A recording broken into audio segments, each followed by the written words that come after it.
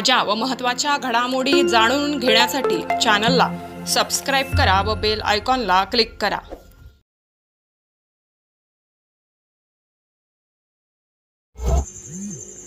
मालेगाव येथील मालेगाव युवा संघटना महिला फोरमतर्फे मोनाली देवा पाटील यांनी 12 बंगला भागात रंगपंचमीचे अतिशय जल्लोषात आयोजन केले।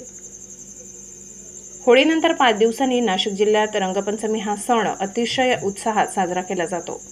त्याच पार्श्वभूमीवर दरवर्षीप्रमाणे यंदाही महिलांना मनसोक्त आनंद लुटता यावा व आपल्या हक्काचा उत्सव वाटावा या उद्देशाने रंगपंचमीचा कार्यक्रम फक्त महिलांसाठी 12 बंगला येथे आयोजित केला होता।